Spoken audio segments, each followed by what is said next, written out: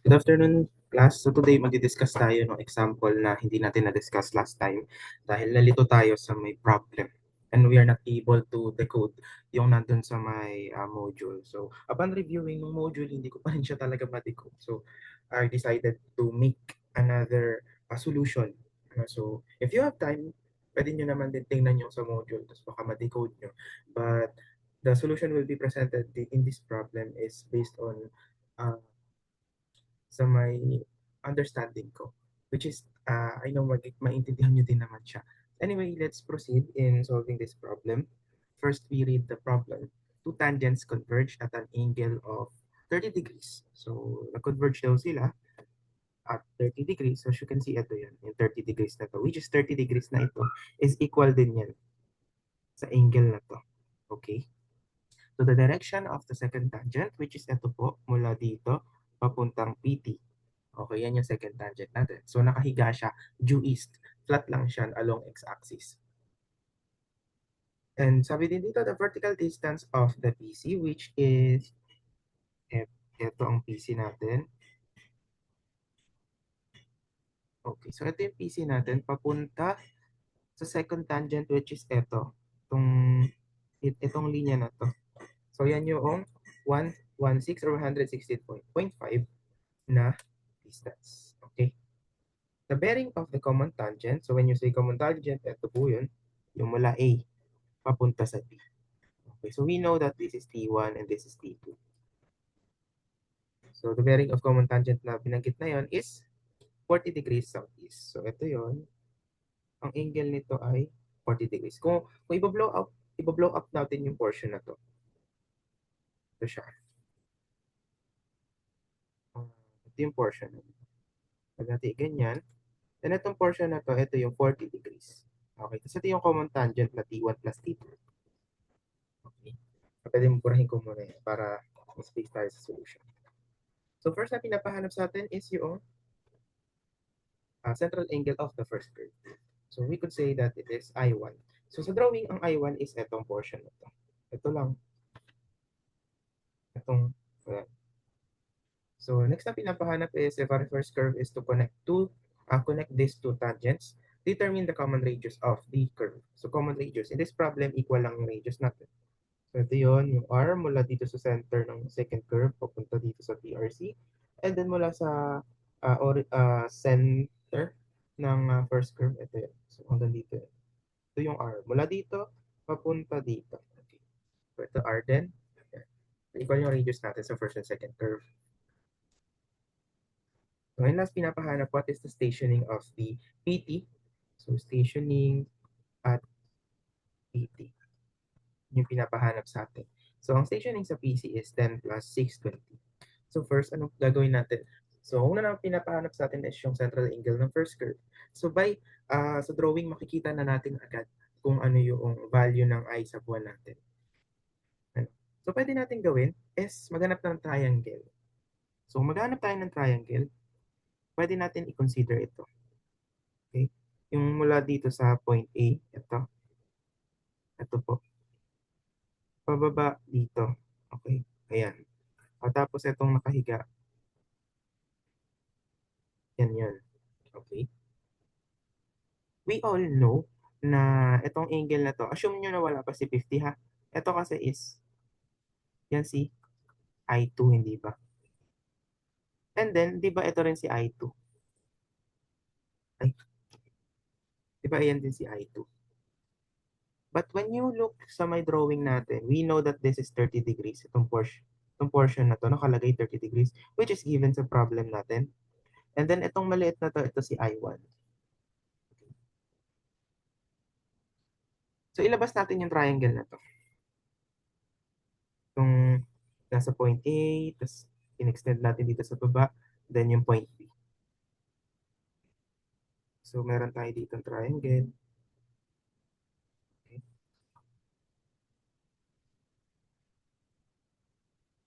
Okay. So ito is 90 degrees. Ito yung 40 natin na given. Ito yung point A natin. And then this is our point B. So ito is yung I2. Okay. So we know that a triangle yung equal ng angle niya sa loob ay 180 degrees. And in order for us to solve this angle, so I sub 2 plus 40, huwag kalimutan yung 90 degrees na right angle. So simplifying, I2 would be equal to 50. So pinrove ko lang yung 50 na nakalagay dito sa drawing. Okay, so para saan ba itong I2? Pwede dito tayo mag-proceed dito sa portion na to. So we have here angles. So as a whole, ito ay 50. Bakit naging 50 to? Kasi 50 ito, which is I2, I sub 2, which is ito rin yung I sub 2. So 50 din yan. So by the properties of the line, when two lines are parallel, itong line na ito, saka yung line na to, and then nagkaroon ng line, nag-cross sa kanilang dalawa. Yung angle na na-produce dito, automatically equal siya sa angle na na-produce sa kabilang side. Therefore, itong buo ng angle na to is 50 degrees. So ito binigay sa atin ng problem, yan ay 30 degrees. Making this angle equal to 50 minus 30, which is 20 degrees. Therefore, I sub 1 would be equal to 20 degrees. Okay. So ito yung sagot natin sa letter A. So letter B, proceed tayo. Reverse curve is to connect these two tangents and determine the only radius. Radius ng curve 1 and radius ng curve 2 which is equal lang naman. So sa may problem natin, sa illustration natin, as you can see, we have here A from PC down to PRC. Ayan. Then meron din tayo nilagay na B, itong B na ito, which is from the second tangent up to PRC. So check natin ano yung value ng A and B na yan. So po pwede natin gawin, burahin ko muna yung mga nakasulat dito sa ating illustration. So okay, proceed tayo sa letter B. Pinapahanap sa atin yung R. So first na gagawin natin, as you can see, meron tayo ditong A, then meron tayong B. So anong gagawin natin sa A and B na yan? So pwede tayong gumawa ng triangles. Since triangles and angles, usually sila yung ginagamit nating shapes in order for us to solve values dito. Anyway, pwede nating i-project from point PC down to level ng PRC natin. Ano? So, and then we could connect point PC to point PRC. And we know that if we connect PC to PRC, we could have a long chord ng ating simple curve, which is yung first curve. Okay? So as you can see, we will have here a triangle, PC, PRC, and then itong point na to. So pwede natin gawin dyan, ihiwalay natin yung nagbuo nating triangle. Okay? So we have here PC, and then ito yung A natin, ito yung PRC. So anong pwede natin gawin dyan? Para makuha yung kung ano ba yung A na yun? Pwede tayong gumamit ng basic trigo function.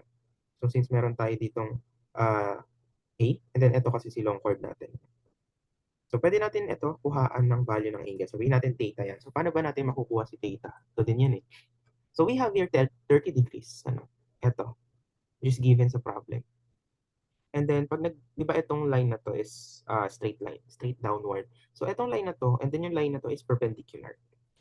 If ito ay 30 degrees, automatically ito ay 30 degrees din. Property of line. And then, ito kasing linya na to, ito yung R. And we know that R is always perpendicular to tangent line, making this line is 90 degree with this line. Okay? And we also know that this angle mula tangent papunta sa long chord natin is I over 2 or I sub 1 is equal, I sub 1 over 2.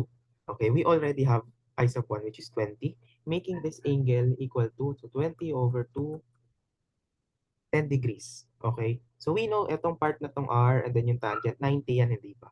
So ito theta. So sabihin natin theta is equal to 90 degrees, minus natin yung 30 degrees na given, minus yung nakuha nating 10 degrees. Therefore, theta is equal to 50. And then, ayan, meron tayong angle. So, gaya na sabi natin kanina, gagamit tayo ng basic trigo function.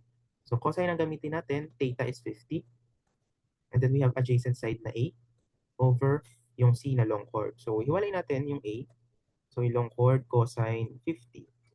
Okay. So, by formula, we know that long chord is equal to 2 radius sine I over 2 or I sub 1 since nasa first curve tayo. Huwag niyo kalimutan yung cosine 50. So, hindi natin masisimplify yan. So, let's just say it is our equation 1. Okay. So aside from that, we could use another angle. Okay? So we could use another angle which is ito.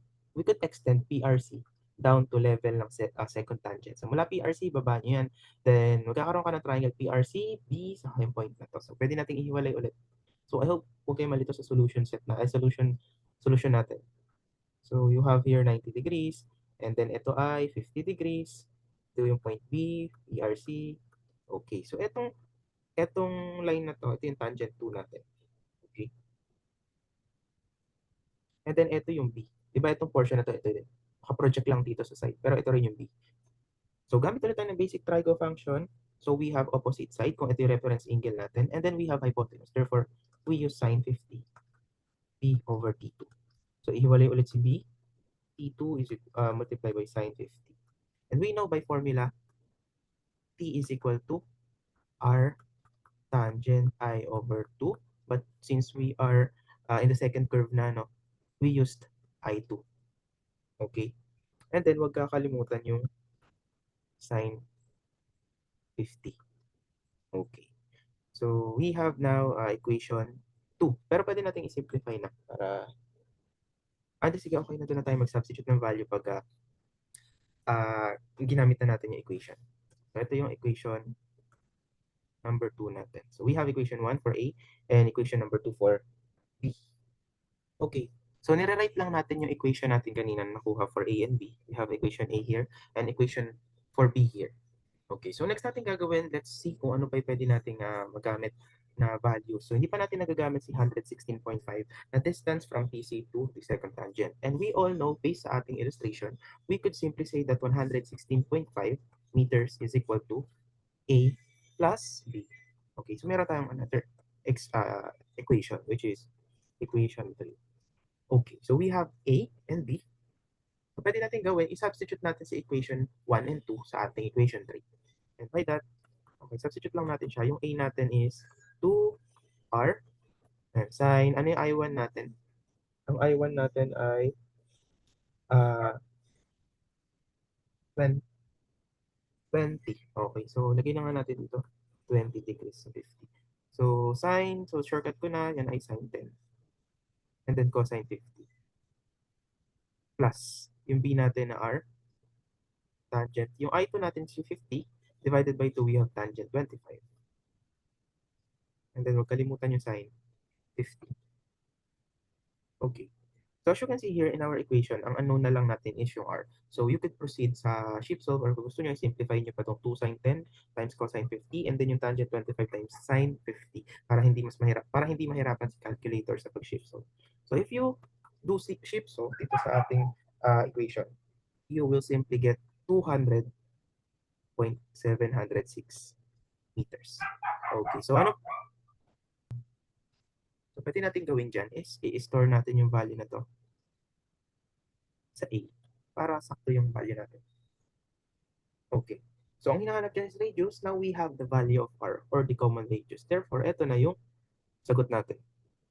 Okay. So, let's proceed to another unknown, which is the location of PT or the stationing of PT. So, nagbigay ng PC, station at PC 10 plus 620. So, anong pwede natin gawin? So, ang ginagawa natin is sinasolve natin yung length of the curve in order for us to get the station of the required point. So, in this case, since PT ang pinapahanap, and from PC, kailangan mo munang dumaan sa PC, sa first curve, and then sa second curve. And with that, kailangan natin ng value ng lagay lang natin, stationing at PT is equal to station at PC plus yung length ng curve 1 plus length ng curve 2. And we know that the formula for length of curve sa simple curves is yung R, yung radius, di ba? Times the theta, o yung theta is yung I. And don't forget to multiply it by pi over 180 para maging radians yung theta natin. Anyway, let's proceed sa ating substitution. Okay, so pwede na tayo mag-substitute dito directly. So, stationing at PC, we know that this is 10,620 plus yung length ng curve sa first simple curve is ano yung radius natin, di ba? Nasa 8. So, lalagay ko na lang 8. Okay. So, 8 tapos yung theta niya, which is yung I1 is 20. So, 20 times pi over 180 plus nakastore ang radius sa A ulit, which is same lang naman ang radius ng first and second curve, times ani I2, we have 50 times pi over 180. Okay, so if you input this in your calculator, you will simply get 10 plus 865.21. Therefore, we have now the stationing at PT. So I hope it's clear. Dun sa discussion kasi natin ng face-to-face, ang naging problem lang natin is hindi natin ma-figure out kung ano ang shapes ng ating, ay ano yung triangles na mga gagamitin sa ating illustration. So now we have the answer for this example. So nung last time, ito din yung example natin. Ano? So from our discussion sa face-to-face class natin yun yung last Wednesday, is nakita natin na hindi lumalabas yung sagot na nandun sa module or yung doon sa book na pinagbabasihan ko. But now, explain ko, tama din naman yung sagot natin na yun, na ibinigay ni CalQ. Tama din yung process natin ginawa, tama yung application natin ng formulas.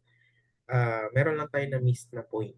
So, ulitin lang natin yung part na yun, then we will proceed to other items na hinahanap dito sa problem. But we read the problem first and then tingnan natin ano yung given and ano yung unknowns.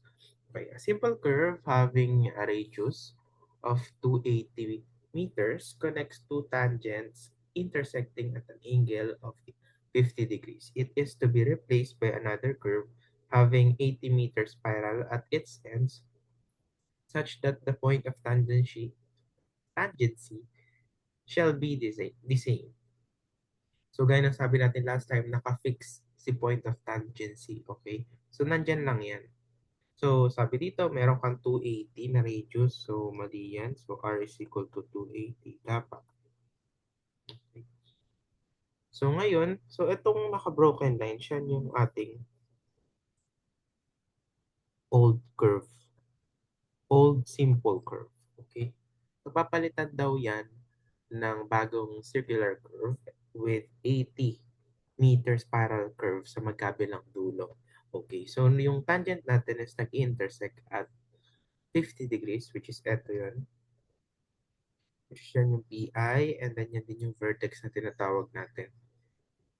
So, ang mga pinapahanap sa atin, find the radius of the new circular curve. So, as you can see, we have here RC sa ating illustration. So, yun yung pinapahanap na sa atin sa item A. And then, determine the distance that the curve will be nearer the vertex. So, ano yung in-adjust nung curve natin mula dun sa original papunta dun sa bago. And as you can see here in our illustration, we have H. Ano, so, ito yung old o yung original curve. Then, nung pinalitan, lumapit siya sa vertex. Itinatanong ni problem, gaano siya lumapit. So, sabihin natin yung H ang pinapahanap sa atin. So, sa item C, ang pinapahanap sa atin dito ay yung central angle of the circular curve. So, ito yung pinapahanap sa atin. Okay, so yung I na yan. So, we could say that this is IC. Okay, so IC. So, proceed tayo sa item D. Ang pinapahanap sa atin is deflection angle at the end of the spiral. So, at end of the spiral, so, andito siya. Pwedeng dito. Or pwede naman sa kabilang side. So, pwedeng dito, papunta dun sa PT, or mula dito sa PS, papunta sa SC. So, same lang naman din yung value ng deflection angle na makukuha natin dyan. So ano daw yung angle mula PC? Let's go connect sa ano. So, ito yung angle na yun. Angle I. Sabihin natin I. IC. Okay, sabihin natin IC. And then, pinapahanap sa item E is offset from tangent at the end point of the spiral. So, sabihin natin is XC. So, ito yun. Yan yung XC. Okay. So, last na item pinapahanap sa atin, determine the distance along the tangent at the midpoint of the spiral. So, halimbawa ang midpoint natin, dito na lang ako sa kabilang side mag-drawing. Same lang din naman yung sa left and right side na spiral. So, kunwari, halimbawa, ang midpoint ng spiral is nandito. Ano daw yung distance from dun sa point na yun, midpoint ng spiral, papunta dito sa tangent. Sabihin natin ito ay XP. Okay. So, yan yung pinapahanap sa atin, XP. Sa item F. Okay. So, first, anong gagawin natin? Solve natin yung RC. So, in order for us to solve RC, balikan lang natin yung formulas na pinresent natin during our discussion. So, item A, determine the radius of the simple curve. So, ano yung mga given? Binigyan tayo ng radius ng original curve, which is simple curve. Ito yun, yung broken line. Then, ito yung 280. Okay. Binigyan din tayo ng 50 degrees na intersection angle. And then, yun, mamaya natin gamitin yung 80-meter spiral curve. So, since meron tayong radius and meron tayong intersection angle, ang pwede natin gawin dyan is i-base natin yung sagot natin sa illustration. So, we know that, barahin ko muna tong illustration natin kanina. Ay, hindi tayo mali to.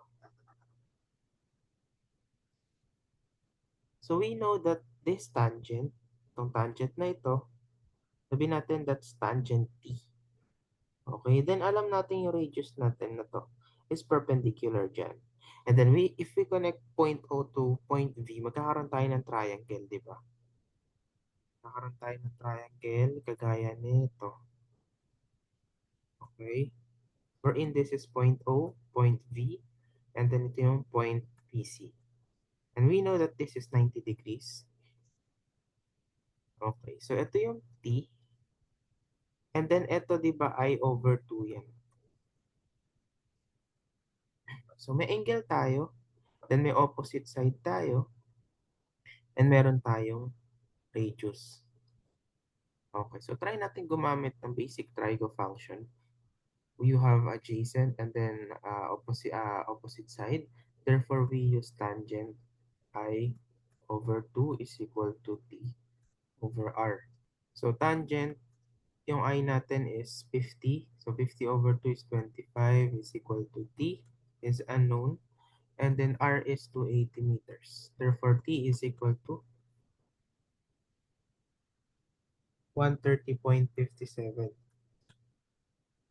meters. Okay.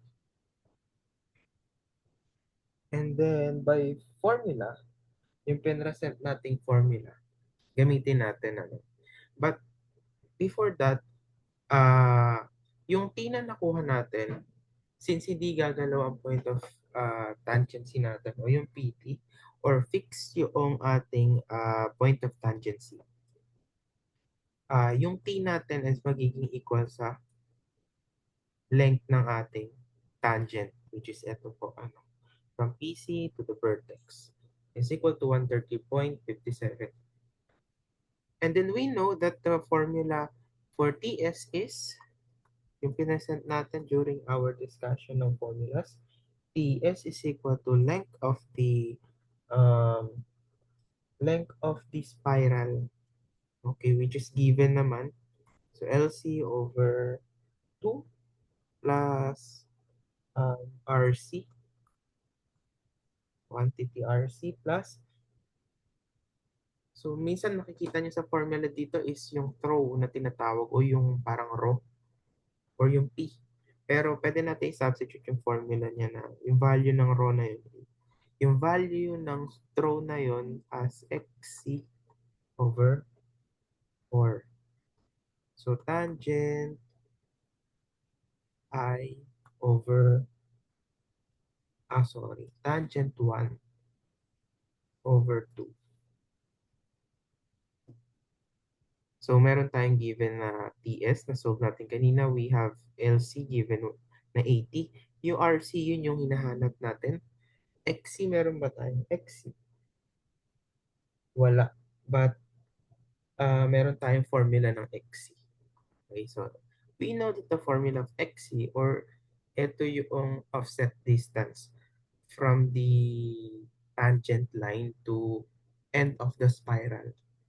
So by formula, we know that x sub c is equal to length of the curve squared over 6 times the radius of the simple curve. So, plug in lang natin sa formula natin before tayo mag-substitute ng value. We have RC plus, okay. So, LC squared over 6RC. Huwag kakalimutan yung 4 sa denominator. Tangent 1 over 2. So, plug in na natin yung sagot. So, sana ini-store natin yung value na to. So, store nyo na lang yung value na to sa A. Okay.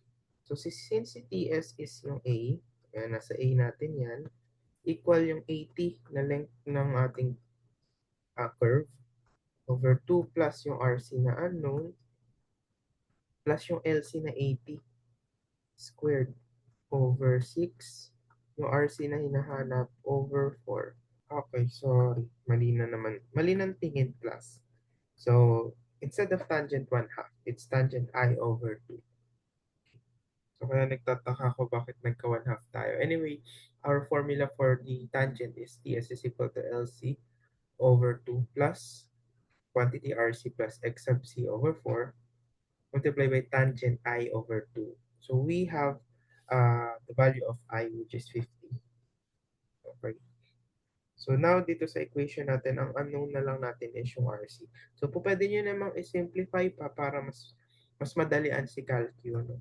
Sa pagsosolve ng RC natin. So we have here 40, we have here RC plus, so 6 times 4 is 24 RC ang denominator, but 80 is 640 over 24 RC tangent 25. So try nyo siyang i-input sa ating calculator kung tatama yung sagot natin. So, 192.837. So, last time, nung nagsosolve tayo ng problem, ang lumalabas dyan ata is parang 1 point something. 1.38 ba yun? Something ganon, 1.30. So, dalawa yung makukuha value natin ng x. So, it's either the 1.38 na nakuha natin last time or the 192.837. Bakit dalawa? Kasi yung equation natin na ito, yung equation na yan is nasa quadratic equation. Pag sinimplify kasi natin yan, RC na yan, magkakaroon tayo ng RC squared. Okay, so we all know back sa algebra, pag dalawa yung, pag 2 yung highest exponent tayo sa equation, dalawa yung magiging roots natin. Kaya binigyan tayo ng 1.38 nung una. Kasi ang ina-apply, ang nilalagay yata nating value ng x, parang nagsisiro. Pag nag-shift solve tayo, hinihingan tayo ng value ng x. Ang ini-input natin is 0. So, mas malapit kasi 1.38 sa 0. Kung ano yung in-input nyo na value kay x pag nag-shift solve kayo, yun yung ibibigay niyang value, yung mas malapit. So, in our case last time, nagsisiro tayo ng x. So, 1.38 ang binigay instead sa 192.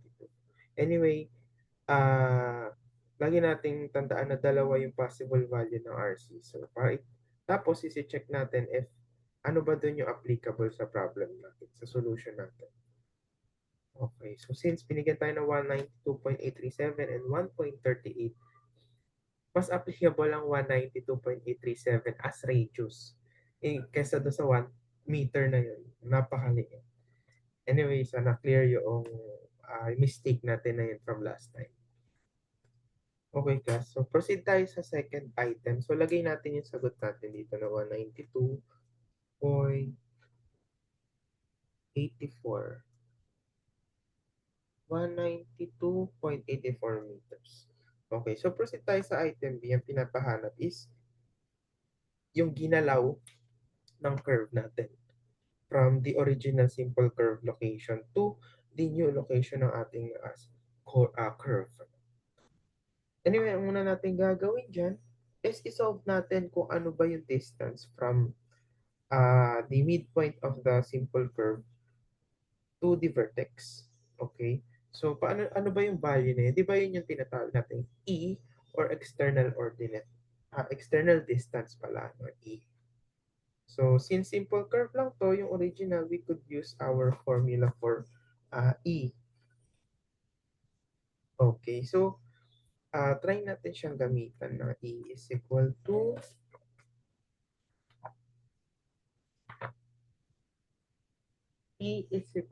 R 1 over cosine I over 2 minus 1. Okay, so pwede naman yata natin itong gamitin. Kaya lang, ano yung value ng R natin? Yung 380. Hindi natin gagamitin itong 192 kasi itong 192 na R is para dun sa spiral curve natin. Which is hindi naman yun yung sinasolve nating distance.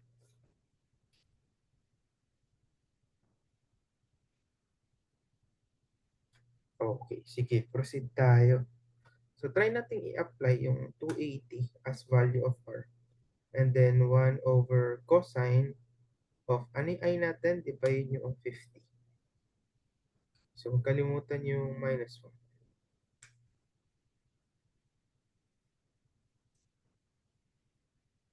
So, i-plug in lang natin yung values. We have R is equal to 280.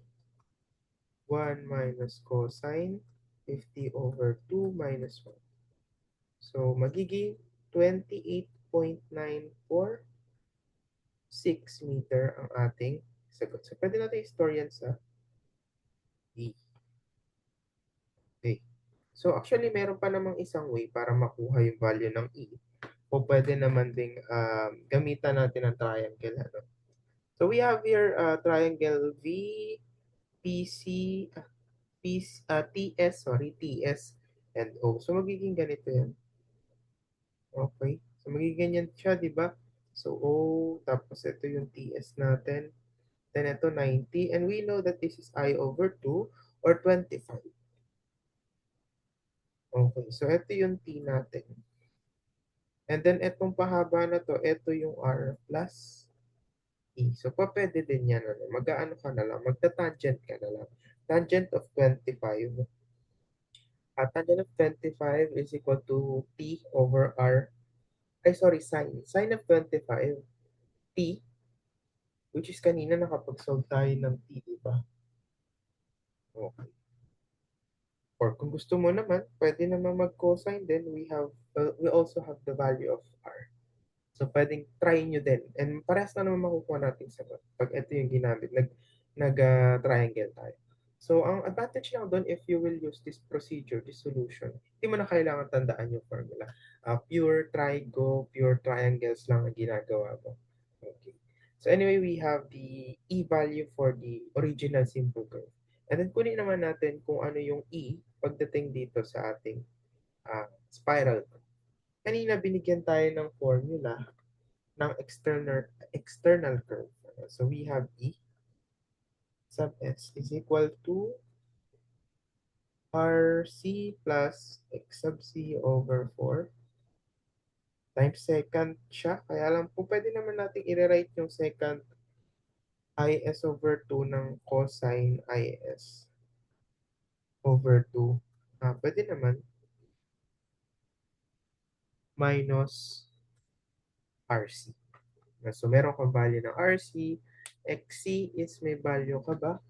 O pwede natin gamitin yung formula ng XC which is yung kanina present natin na L sub C squared over 6RC.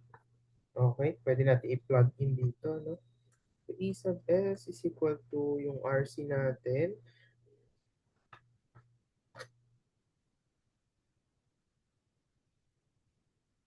Okay, so yung RC natin is yung 192, ano? So, 192.84.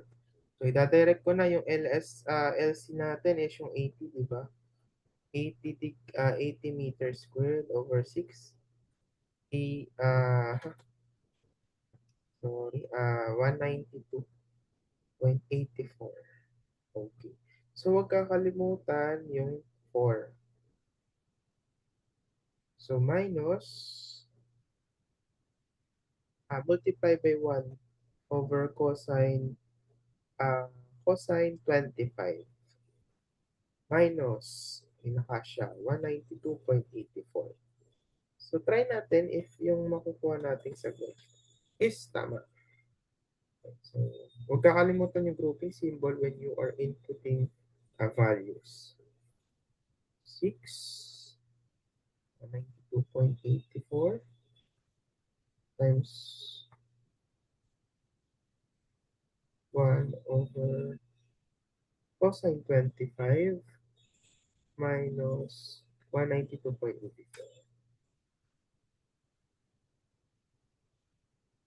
So you will have E na 21.4612 meter. So start lang natin siya sa C. So as you can see, lumiit siya. Bakit? Kasi lumapit siya dun sa vertex. So talagang mas maliit siya compare sa inong unang curve natin. And to get the value of H, we subtract these two values. Ano? So subtract natin yung value nung nakastore sa B, bawasan natin yung value na nakastore sa C. Inuna natin si B kasi mas malayo siya and mas malaki yung value niya. Okay, so mula dito sa vertex papunta doon sa original simple curve, ibawas natin yung mula B papunta doon sa new simple curve or yung spiral curve. We will have now value of H is equal to 7.485 meters. I hope it's clear yung nasolve nating value. So, lagay lang natin dito yung nakuha nating value ng H or ano yung iginalaw from original to new curve from the vertex. So, okay. Proceed tayo sa item C. Ang pinapahanap sa atin is yung IC or yung central angle ng ating simple curve dun sa ating spiral curve. Okay. So, anong gagawin natin dyan para ma-solve natin? So, binigyan tayo ng formula na 1 minus 2SC. We're in SC is the angle of the spiral curve. So, pag tinanong natin, ano po ba yung SC? Nasaan ba yung SC? So, ito yan. Ito yan. Okay. So, yun yung angle na yan. So, mula tangent, papunta doon sa, pag kinonect natin sa SC, yan yung, so, huwag kayo malilito na S dot C kasi yan. So, spiral to curve. And then, yung S sub C is angle of the spiral curve. Okay. So, by formula, we have SC.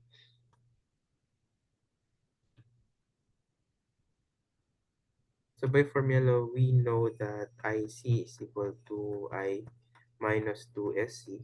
And then by formula again, SC is equal to um, LC over 2RC.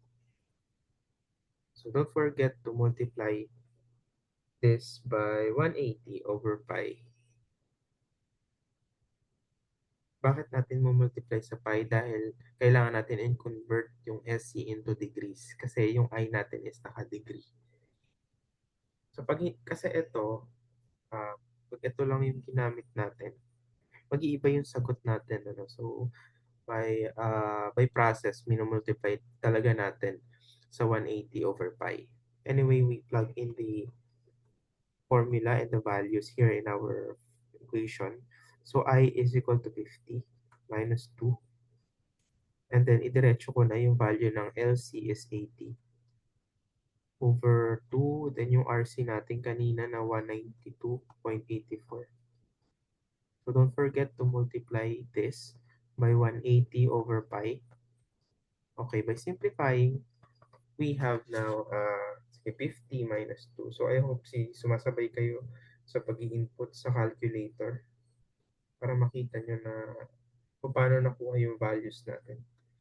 Okay, our answer is 26 degrees 13 minutes and 50.7 seconds. Or pwede din naman 26.23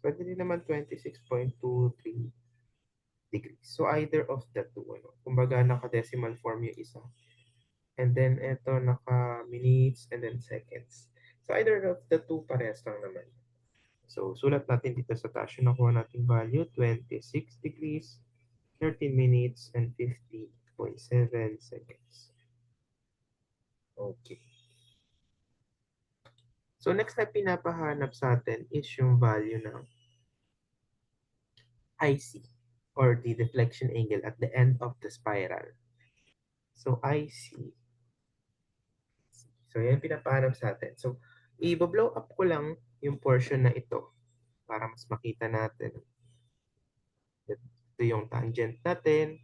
We have here another tangent. Ito yung SC. S to C, ano? So ito yung ating spiral curve. Hindi yung diretso. Then ito ang ating angle SC. Sorry, mali yung ano. So yun yung SC natin tinatawag. And then ang pinapahanap sa atin is yung deflection angle papunta sa SC. So ito yung ating TS, tangent to spiral.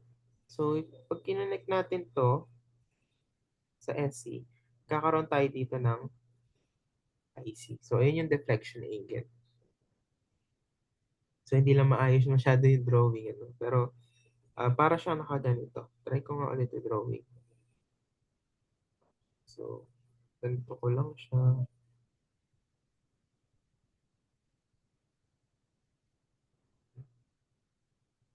Kinonect natin ito.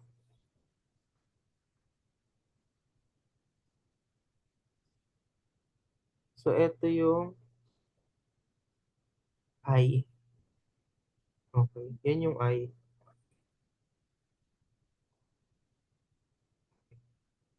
So by formula, we know that IC is equal to SC over 3. And kanina, meron tayong pinresent na formula ng SC. Balik lang natin.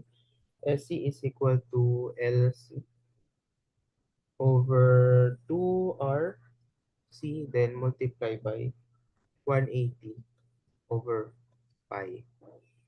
So i-apply natin yung formula natin. So we have 3 yung denominator. And then LC times 180 over yung 2RC times pi. Okay. So, substitute natin yung value natin. For LC, we have 80 meters. Multiply by 180 over 3 times 2. Yung RC natin na 192.84 times yung pi. And then you will have 80 times 180. 3 times 2, 192.84 times pi. So pag sinimplify nyo, makukuha natin na sagot is 3.96. So ang unit niya is magiging degrees. So lagay natin dito ulit. So now this will be our final answer for the deflection angle at the endpoint of the spiral. So I hope it's clear. So let's proceed to another item. The offset. Ano, so yung offset naman yung pinapahanap sa atin. So eto yun, yung XC. Okay. Yung XC pinapahanap sa atin, the offset distance from the end of the spiral to the tangent. Okay. So by formula, we know that XC is equal to L sub C squared over 6RC. So meron pa bang times 180 over pi? So wala na, hindi naman kasi nakadegree ito. And hindi naman angle ang pinapahanap sa atin. Anyway, we substitute the values of LC, which is 80. And don't forget the squared. And then 6 times 192.84 for the radius. Then simplify lang natin. Then we will have 6 times 192.84. We will have 5.53 meters as the value of our offset distance at the end point of the spiral. So I hope it's clear. And the last part, tinatanong sa atin is yung XP or the distance along the tangent at the midpoint of the spiral. Okay. So pag sinabi natin midpoint, nasa gitna lang ng spiral. So binigyan tayo ni problem ng value o ng length ng spiral which is yung 80. Diba? So pag sinabing midpoint, ang i-consider na lang natin is yung 40 meters kasi nasa gitna. Okay, so proceed tayo sa items F. Ang hinahanap dito is distance along the tangent at the midpoint of the spiral. So, drawing lang natin. We have here the tangent. Then, ito yung isang tangent. We have S dot C or spiral to curve. And then, ayan yung curve natin mismo. Tapos ito yung ating line from TS to SC. So, halimbawa, ito yung midpoint natin sa curve. Ayan. Ang tinutukoy na distance is ito. Ayan yun. Kasi distance along the tangent. Ito yung tangent natin. Yung distance na tinatanong. Okay. So, F is equal to, so Y ang pinapahanap. So, sa F, we have Y is equal to, kanina pinresent yung formula na gagamitin natin. So, L minus L raised to 5 over 40 RC squared, LC squared. Okay. So, ano yung kaibahan ni L and LC? So, si LC, alam natin, yun yung total length of the spiral curve, which is binigay dun sa problem natin, which is yung 80. So, yung L naman, yung distance sa spiral curve na tinatanong. Ano? So, sa case natin sa F, ang tinatanong na distance is yung midpoint, hanggang midpoint of the spiral. Therefore, ito yung, di ba, ito yung midpoint natin. Ayan. So, therefore, itong portion na to, yan yung L natin. Okay? So, since midpoint, hahatiin lang natin sa gitna yung spiral curve, L would be equal to 40. Kasi 80, hinati lang natin. So, proceed tayo, substitute natin ang ating values. L is equal to 40. Then 40 ulit, raised to 5. So, 40 times 192.84 raised to squared. Tapos yung 80 na ating total length of the spiral curve. So, ito, LC talaga yan. Ha? So, ito lang yung L yung dalawa. So, by simplifying, we will have the value of Y or the distance along the tangent, the midpoint of the spiral. Our value will be 989 meters. Okay. So, sana clear. So, ang pinaka-advantage talaga dito is yung kabisado may formulas. And at the same time, maayos yung illustration mo. And alam mo kung nasan yung mga values na yun. Okay. So, I hope it's clear.